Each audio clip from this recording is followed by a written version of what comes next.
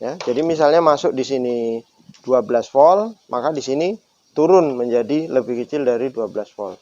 Kalau posisi kumparannya seperti ini. Tapi kalau kita balik, misalnya begini, jadi kumparan yang primernya itu sedikit, kumparan yang sekundernya itu lebih banyak. Ini 500, ini 1000. Maka kita bahas satu persatu. Jadi adik-adik jangan tinggalkan video ini ya.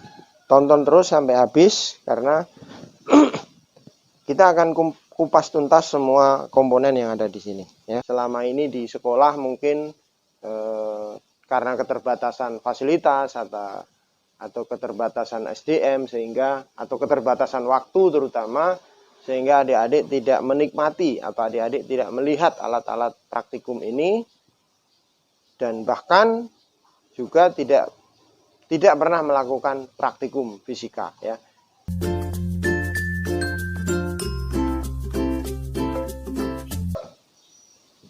Assalamualaikum warahmatullahi wabarakatuh. Adik-adik SMA dimanapun adik-adik berada, kali ini ketemu lagi bersama saya Pak Muyono akan membahas mengenai alat-alat praktikum fisika ya. Alat-alat praktikum fisika. Nah, di depan saya ini sudah ada namanya kit ya. Kit IPA SMA. Nah, ini bisa dilihat di sini. Ini adalah kit IPA listrik dan magnet. Jadi ini untuk praktikum materi listrik dan magnet. Nah, terutama untuk kelas 12 ya. Karena ada materi tentang listrik arus searah, listrik arus bolak-balik, kemudian magnet dan gelombang elektromagnetik. Nah, di sini kita akan bahas alat-alat yang ada di dalam kit ini kira-kira apa saja, namanya apa, fungsinya untuk apa ya. Tujuannya apa adik-adik? Saya membahas khusus untuk alat-alat lab ini karena untuk mengantisipasi adik-adik terutama yang sekolahnya tidak memiliki fasilitas laboratorium yang memadai ya. Mungkin labnya ada tapi peralatannya kurang, atau mungkin peralatannya ada tapi labnya nggak ada. Bisa terjadi seperti itu. Nah, terutama untuk adik-adik yang minim praktikum di sekolah, nanti adik-adik akan mengalami kendala jika masuk ke perguruan tinggi dan di sana adik-adik ketemu dengan alat-alat praktikum. Ya. Itulah tujuannya kenapa saya menampilkan tentang kit IPA ini ya. Kita buka saja ya. Kita buka isinya apa saja ya. Ini kayak unboxing ya. Oke, jadi ini tadi ada di dalam sini. Ini kita keluarin saja ya. Keluarin semuanya. Nih ya. Oke, saya taruh di bawah ya. Kemudian kameranya saya akan dekatkan ke sini. Oke adik-adik, ini kamera sudah saya dekatkan. Adik-adik sudah lihat secara dekat komponen-komponen apa saja yang ada di dalam kit ini ya.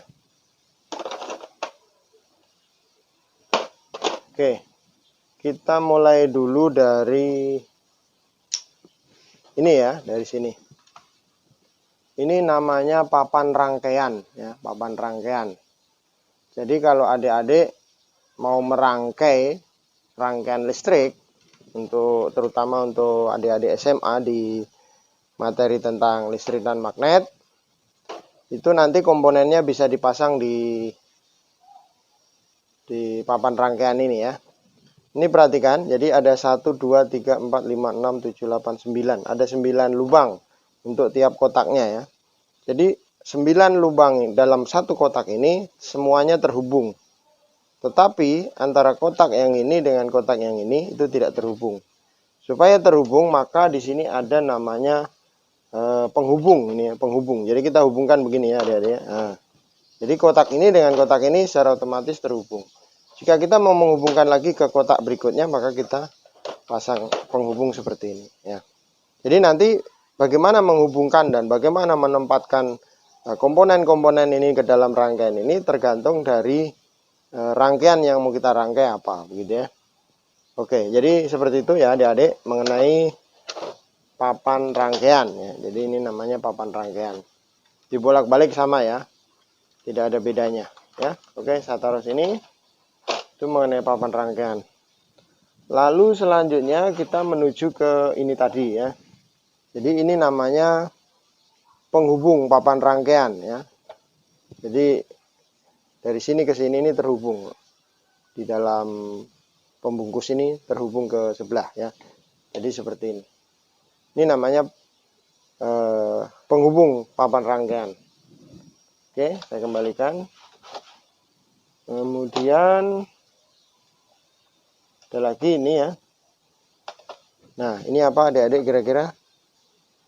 Ya, bolam atau bola lampu ya, atau ini lampu pijar sebenarnya.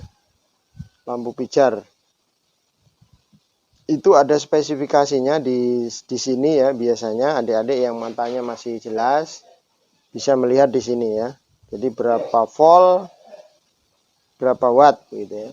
Jadi jangan sampai adik-adik memberikan tegangan kepada lampu ini melebihi dari kapasitas lampu. Jadi kalau di sini tegangannya 12, adik-adik jangan beri tegangan lebih dari 12, misalnya 24 volt, maka dia akan putus ya. Ini bola lampu atau lampu pijar ya. Biasanya ini untuk memang untuk khusus untuk praktikum ya. Kemudian yang ini adik-adik ya. Yang ini namanya fitting lampu ya, fitting lampu.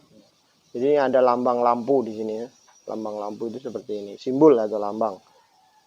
Fisiknya seperti ini ya. Jadi nanti lampu yang tadi itu bisa dipasang di sini ya. Pasang di sini, lalu nanti kita letakkan di papan rangkaian ini untuk kita rangkai ya. Seperti itu. Ya. Oke, kita kembalikan ke posisi semula. Lalu kita lihat lagi. Ini seperti ini. Ini juga namanya bisa disebut konektor ya. Jadi bisa seperti ini. Kemudian kita bisa pasang, ini namanya kabel penghubung ya. Kita bisa pasang di sini ya. Bisa pasang di sini. Seperti ini ya. Oke. Ini konektor ya. Konektor. Kemudian kita selesaikan dulu yang ini ya. Kalau ini namanya kumparan ya adik-adik, kumparan. Atau orang sering menyebutnya koil gitu ya. Kumparan. Ini 1000 lilitan ya, 1000 lilitan. Apa artinya 1000 lilitan? Jadi kita lilit. Jadi sampai kembali itu 1, 2, 3, 4, 5 sampai 1000 ya. Jadi jumlahnya ada 1000 lilitan yang ini. Kemudian yang ini berapa lilitan ini? Ini 500 ya, 500 lilitan. Gunanya untuk apa adik-adik kumparan ini? Jadi ada namanya ini ya, inti besi. Ini inti besi. Jadi nanti di materi kelas 12 itu kan ada materi namanya transformator atau trafo ya. Bagaimana prinsip kerja trafo atau transformator itu bisa didemonstrasikan atau dipraktikumkan menggunakan seperti ini ya. Jadi misalnya saya taruh di sini ya. Ini saya taruh di sini. Nah, seperti ini cara pasangnya ya. Oke. Lalu yang satunya lagi di sini. Oke, lalu kita tutup. Nah, kita tutup, kita pasang lagi sampai yang kencang ya. Jangan terlalu kencang sekali juga. Pokoknya sampai kencang. Nah, seperti ini. Jadi sekarang sudah menjadi sebuah trafo atau transformator. di transformator atau trafo itu kan ada kumparan primer, ada kumparan sekunder ya adik-adik ya. Kalau adik-adik di teori itu kan dijelaskan seperti itu. Ada kumparan primer, kumparan sekunder, atau sebaliknya kumparan primer, kumparan sekunder. Yang mana mau dijadikan primer dan yang mana mau dijadikan sekunder itu sangat tergantung dari jumlah kumparannya ini ya. Jadi kalau adik-adik menghendaki trafonya adalah trafo step up itu untuk menaikkan tegangan. Berarti kumparan sekunder itu harus lebih besar dari kumparan primer gitu ya. Itu kalau trafonya adalah untuk menaikkan tegangan atau step up. Kemudian ada trafo step down atau untuk menurunkan tegangan. Ciri-cirinya adalah kumparan sekunder itu lebih sedikit dari kumparan primer. Jadi seperti ini. Jadi misalnya adik-adik pasang di sini ya. Seperti ini. Nah, yang di sini itu adalah 1000, yang di sini 500. Lalu dipasang seperti ini. Nah, misalnya seperti ini. Lalu dikasih, bentar ya, ke sini ya, seperti ini. Adik-adik masukkan sumber tegangan dari sini ya. Nih, masukkan sumber tegangan dari sini. Masuk dengan kumparan 1000 ya. Kemudian keluarnya 500. Maka tegangan yang keluar di sini nanti itu akan turun adik-adik ya. Ya, jadi misalnya masuk di sini 12 volt, maka di sini turun menjadi lebih kecil dari 12 volt. Kalau posisi kumparannya seperti ini. Tapi kalau kita balik, misalnya begini. Jadi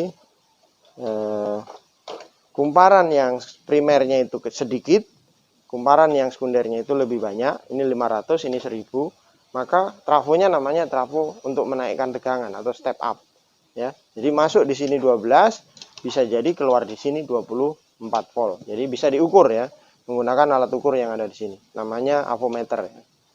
Kemudian tegangan yang masuk adalah tegangan AC atau arus bolak-balik, bukan tegangan DC ya. Nah, kalau tegangan DC itu tidak menghasilkan perubahan garis-garis gaya magnet, sehingga tidak bisa menginduksikan dari sini ke sini atau dari primer ke sekunder, tidak bisa melakukan induksi. Jadi ini tidak ada hubungan ya antara primer dan sekunder. Tapi tegangan listrik dari primer bisa pindah ke sekunder karena adanya tadi induksi ya, namanya induksi. Oke. Kemudian kegunaan lain apa? Apakah hanya untuk transformator? Ternyata tidak ya, teman-teman atau adik-adik ya. Bisa juga ini untuk misalnya adik-adik membahas rangkaian arus bolak-balik mengenai rangkaian RLC. RLC, R itu hambatan, L itu kumparan, C itu adalah kapasitor. Kapasitor ada juga di sini rangkaiannya, apa komponennya, nanti kita lihat ya. Dia ada rangkaian kapasitor, ada komponen kapasitor, ada resistor, ada induktor. Kalau ini induktor atau kumparan ya. Seperti itu. Oke, ini saya tutup lagi ya. Saya tutup lagi. Oke, kita bahas satu persatu. Jadi adik-adik jangan tinggalkan video ini ya. Tonton terus sampai habis karena kita akan kupas tuntas semua komponen yang ada di sini ya. Kemudian kalau ini adik-adik ya, ini namanya magnet batang ya. Magnet itu ada yang jenisnya ada magnet U, ada yang magnet batang. Kalau ini magnet batang ya. Maksudnya lurus gitu ya. Sabar, saya buka dulu ya.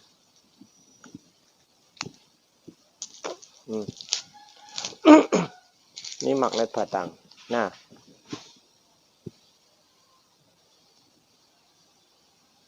ini kenapa ditutup begini adik-adik? Ditutup dengan besi supaya tidak lengket gitu ya. Jadi tidak ada benda lain yang mau lengket di sini karena ditutup.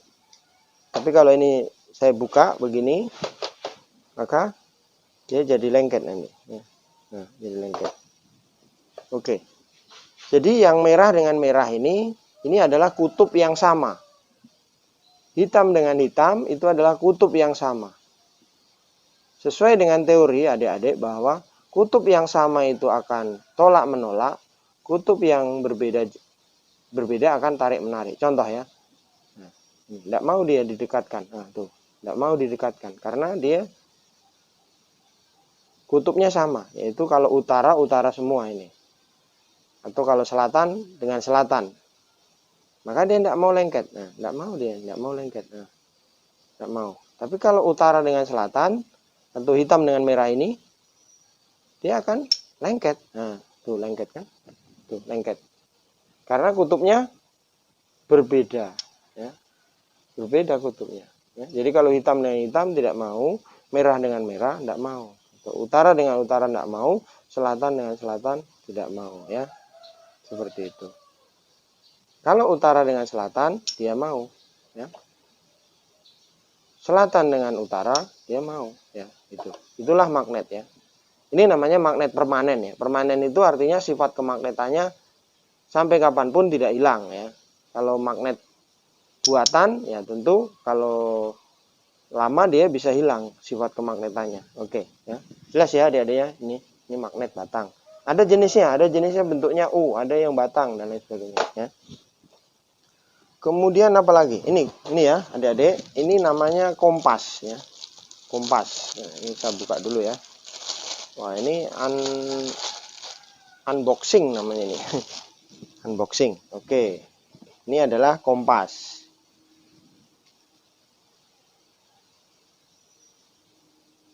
Jadi yang merah itu adalah utara, ya. Sama dengan ini tadi, yang merah itu utara, yang hitam selatan. Jadi di sini ada yang merah menghadap ke N. N itu north atau utara, ya. Jadi utaranya di sebelah mana? Utara sebelah sana, selatan sebelah sana, ya. Nah, jadi biar kita putar ini kompas, dia tetap menghadap ke utara, ya. Jadi biar kita putar, dia tetap menghadap ke utara. Utaranya di sana, gitu, ya. Nah, seperti itu. Nah, ada praktikum, ada teori yang mengatakan bahwa kalau ada magnet didekatkan pada jarum kompas, maka jarum kompasnya akan bergerak atau bergeser. Nah, contohnya ini, coba lihat. Nah, itu adik-adik, tuh.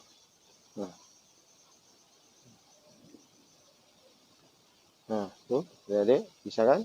Goyang kan? Jadi ini bukan sihir, ya, bukan sihir, bukan sulap. Tapi ini fisika, ya. Jadi bisa diputar itu. Nah, bisa diputar jarum kompasnya. Nah. Seperti itu, ya. Oh, lama putarnya itu, ya. Lama putarnya.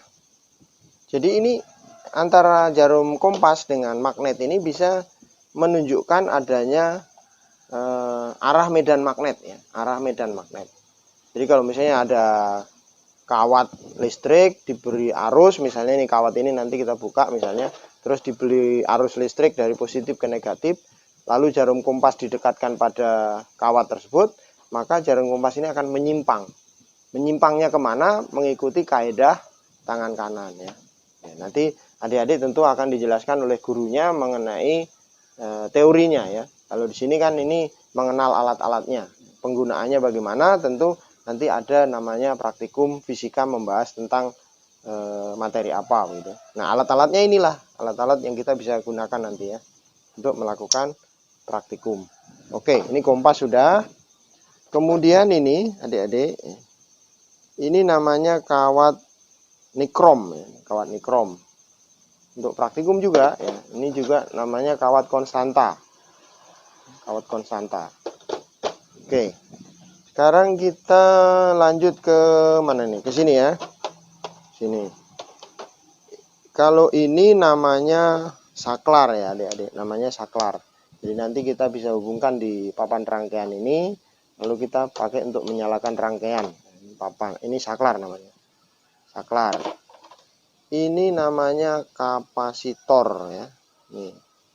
Kapasitor seperti ini, kapasitor. Bentuk fisiknya seperti itu, lambangnya atau simbolnya seperti ini. Ini 100 mikrofarad 16 volt. Inilah kapasitor. Ini namanya kapasitor polar. Apa artinya polar? Polar itu punya kutub atau punya polarisasi. Jadi di sini ada lambang plus, ada lambang min. Yang min itu biasanya dia ada garis-garisnya, ada putih garis-garis hitam, itu yang negatif. Lalu yang tidak ada garisnya itu namanya positif. Jadi merangkai kapasitor ini juga tidak boleh terbalik ya adik-adik, tidak boleh terbalik ya. Karena ini kapasitor punya polarisasi seperti itu. Nah ini juga kapasitor, ini semua kapasitor, ini cuman kecil, ukurannya 1 mikrofarad 16 volt, jadi beda-beda ya. Kalau tadi itu 100 mikrofarad 16 volt. Nah, kemudian yang ini 470 mikrofarad 16 volt. Mana lagi ini? Ini apa ini? Bentar ya. Kita ke sini dulu ya. Jadi ini sudah. Sekarang ini. Ini namanya resistor. Jadi adik-adik kalau belum pernah melihat resistor, inilah bentuk dari resistor ya. Ini kemampuannya 100 ohm 2 watt ya. 100 ohm 2 watt. Warna-warnanya bisa adik lihat-lihat ya. Ini bisa dipelajari di SMP maupun di SMA mengenai warna-warna dari resistor. Jadi kalau warnanya misalnya apa ini hitam, coklat, hitam, coklat, emas, nah itu berapa? Nah, itu bisa diidentifikasi. Kemudian ini juga resistor, cuman ini beda 47 ohm 2 watt, 47 ohm 2 watt. Yang ini kecil sekali ya. Ini 470 ohm 0,25 watt. Kecil sekali ya. Jadi kalau wattnya kecil biasanya ukurannya juga kecil ya. Ini sama resistor. Jadi bentuk fisiknya seperti ini. Ini juga resistor, ini berapa ini? 10 kilo ohm 0,25 watt. 10 kilo. 10 kilo itu berarti 10.000 ya. 10.000 ohm atau 10 kilo ohm. Ini wattnya 0,25 watt ya. Seperti ini. Kemudian kita ke sini. Ini namanya dioda ya adik-adik. Dioda. Apa gunanya dioda? Dioda adalah untuk penyearah arus. Jadi kalau adik-adik membuat rangkaian adaptor, merubah arus listrik dari arus bolak-balik menjadi arus arah, itu menggunakan dioda ini ya, dioda. Jadi dioda ini fungsinya untuk penyearah arus. Jadi di sini ada simbolnya seperti ini, simbol dioda ya. Bisa diperhatikan ya adik-adik. Jadi kalau adik-adik menemukan simbol dioda seperti ini, bentuk fisiknya seperti ini ya. Jadi diodanya ini ada 4 sama ya, 4. Ada 4 dengan spesifikasi yang sama, yaitu IN4002. IN4002. Jadi 4 dioda. Kemudian kalau ini namanya lampu neon ya. Lampu neon. Apa itu lampu neon? Ya, lampu yang di dalam tabungnya itu diisi gas neon. Ya, makanya disebut lampu neon.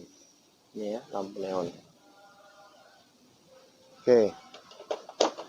Kemudian kalau ini namanya LDR ya. Lambangnya seperti ini adik-adik ya. LDR ya.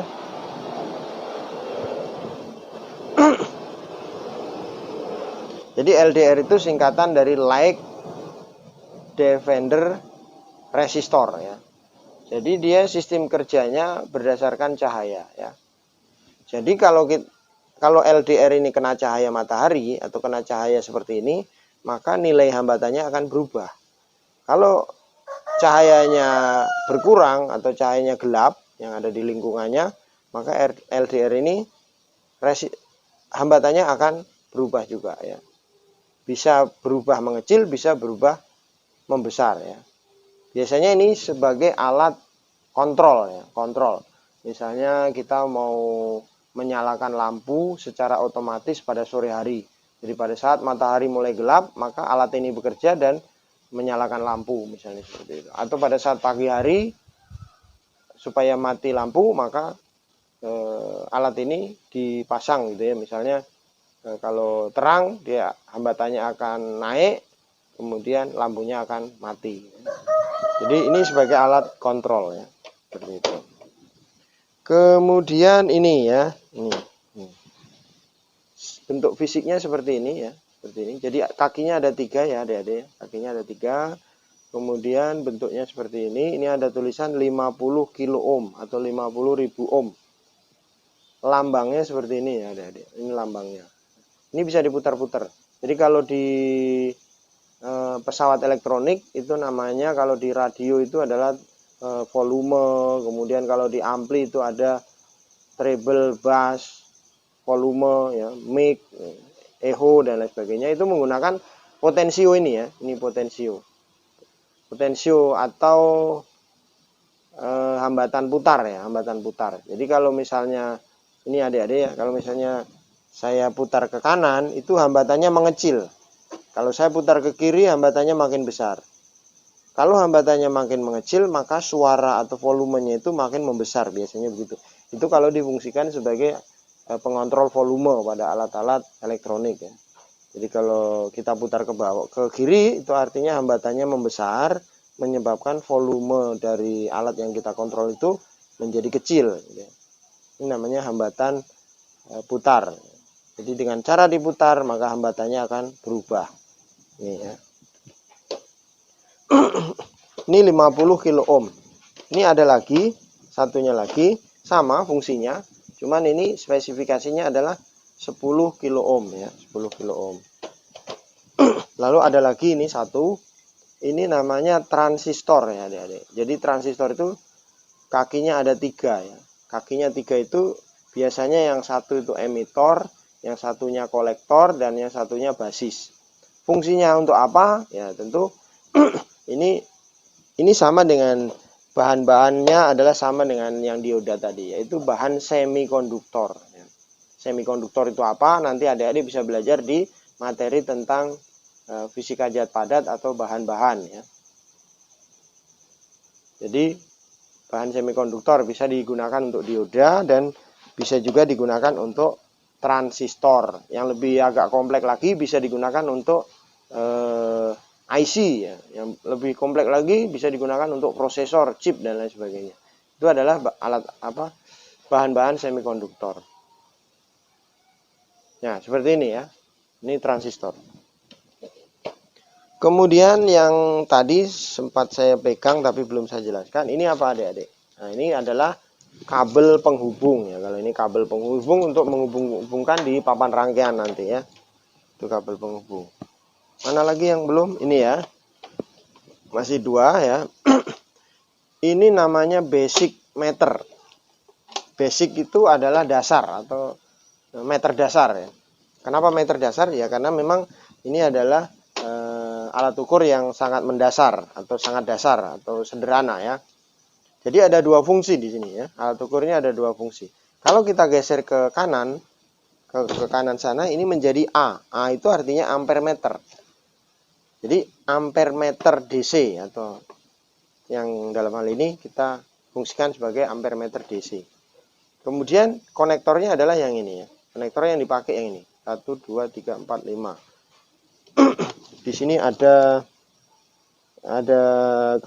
kapasitasnya ya. Jadi misalnya berapa ampere, ini 1 ampere, 5 ampere gitu ya. Ini 1000 miliampere atau 100 miliampere gitu ya. Ini ampere meter ya. Ampere meter itu kalau DC tidak boleh terbalik ya. Masangnya tidak boleh terbalik. Lalu ampere meter itu kita pasang secara seri ya. Tidak boleh ampere meter dipasang secara paralel. Kemudian kalau kita geser ke sini, nah, ini menjadi V atau voltmeter. Sekarang terminal yang digunakan adalah yang di sebelah sini ya. Jadi ini negatifnya, yang ini positif. Mau mengukur tegangan berapa volt. Jadi kita sudah bisa perkirakan tegangan dari power supply itu misalnya 12, maka kita gunakan kemampuan alat ukur di sini adalah minimal itu 12 ya. Tidak boleh lebih kecil dari 12. Nah, nanti kalau seandainya pada saat diukur jarumnya bergerak sedikit, nah itu bisa diturunkan ke skala yang lebih kecil lagi ya. Bisa diturunkan sehingga jarumnya terbacanya sangat mudah. Nah, alat ukur ini adalah alat ukur analog. Apa itu adik-adik analog? analog adalah alat ukur yang masih menggunakan jarum. Bagaimana cara membaca alat ukur ini? Cara membacanya harus tegak lurus. Tidak boleh dari samping sini atau dari samping sini. Karena kalau dari samping sini, maka nanti yang terbaca adalah angka yang di sebelah kanannya. Tapi kalau baca dari sebelah sini, maka yang terbaca adalah angka yang ada di sebelah sana, sebelah kirinya ya. Jadi bacanya harus tegak lurus supaya hasil pengukuran dan pembacaan alat ukur itu menjadi akurat. Di sini ada dua skala ya, ada dua skala. Nah, bagaimana cara menggunakan atau membaca alat ukur seperti ini? Nanti saya akan jelaskan khusus tersendiri tentang bagaimana cara membaca alat ukur ya, seperti itu. Apalagi yang belum dijelaskan? Oh ini sama ya, ini sama, hanya warnanya aja yang beda. Jadi ke sini itu menjadi ampere meter, ke sini menjadi voltmeter. Ya. Jadi sama ya. Oke adik-adik, seperti itu. Sekian penjelasan saya kali ini. Mudah-mudahan dengan penjelasan yang sangat singkat dan sangat sederhana tadi bisa menjadi bekal adik-adik di kemudian hari, terutama adik-adik yang dari SMA mau melanjutkan ke perguruan tinggi, di mana nanti adik-adik pasti akan menghadapi praktikum ya, terutama yang berkaitan dengan IPA. Jadi kalau adik-adik melanjutkan pendidikan di perguruan tinggi, misalnya jurusan teknik, jurusan IPA atau yang lain yang ada kaitannya dengan fisika, itu biasanya nanti adik-adik akan dihadapkan dengan alat-alat yang sangat banyak.